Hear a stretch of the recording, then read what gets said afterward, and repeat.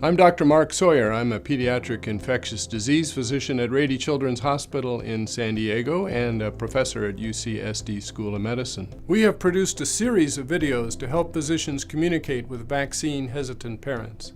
These videos can be watched individually or as a group and are made as part of a larger project called Immunization for San Diego Kids. Here are the partners that join forces to produce this video, and the overall goal is to improve immunization rates by addressing vaccine-hesitant parents effectively.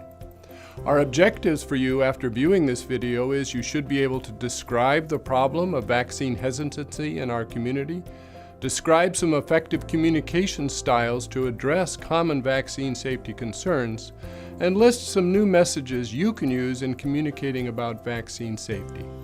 I want to remind you, as you struggle with the communications you have to do every day about vaccine safety, that vaccines are very effective at preventing disease, and this particular graphic just shows the marked decline in invasive pneumococcal disease from the time before we had a pneumococcal vaccine until after the initiation of that vaccine. So keep in mind that this is all for a very good purpose. The goals in general of vaccine hesitancy communication is to have parents use their provider as the source for accurate information about vaccines. We want parents to accurately assess the benefits and risk of vaccines. We want parents to realize the information on the internet that they may come across may be incorrect. And overall, we want to protect more children by increasing immunization coverage rates. This is some data, national data published by CDC over the last few years of vaccine coverage rates for 3 common vaccines, DTaP, MMR, and hepatitis B. And at first glance, these numbers don't look too bad.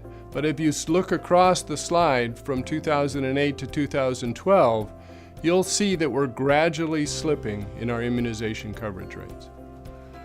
This is data from San Diego and California for so-called personal belief exemptions. These are parents who decide to exempt their children from school entry requirements for vaccination. And as you can see, over the last decade or more, these rates are gradually and continually rising, so that in San Diego County, we're now at over 4% of kindergarten students having exempted at least one vaccine. If those rates of under-immunized children were spread evenly around our community, it might not be so bad, but as you can see on this map, they're clustered. This map shows individual schools by yellow dots, and the size of the yellow dot correlates with how many children in that school are not fully immunized. The largest dots represent schools with 20 or more kindergartners who don't have a full set of immunizations. And you can see they cluster in certain communities. So what we need to convey to parents who live in those communities is that their children are at particular risk because people around them are not immunized as well. The problems that are created by vaccine hesitancy and under-immunization are obvious. We have had outbreaks of measles, which have reached record numbers in 2014. We have pockets of under-immunized children which are clustered geographically, as you saw on the map. And overall, our community protection is about to be lost, so that even immunized children are going to be involved in outbreaks as they get bigger and bigger. Here are the common issues that we're going to go through in this video with pediatricians talking about how they address them with parents. And you have all heard these issues probably many times.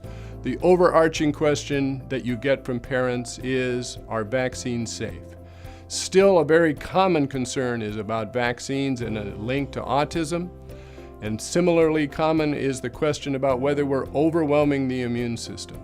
Sometimes you hear that natural immunity is better, and parents taking their children for chickenpox parties so that they can get the benefit of natural immunity. You also hear that the diseases either no longer exist or they aren't that dangerous. Sometimes you hear that it's all a giant money-fueled conspiracy of the pharmaceutical companies, and the thing you hear the most is that it's my right to decide what's best for my child. And there's no doubt that that last statement is true, but we want to make sure parents have good information when they make decisions for their children.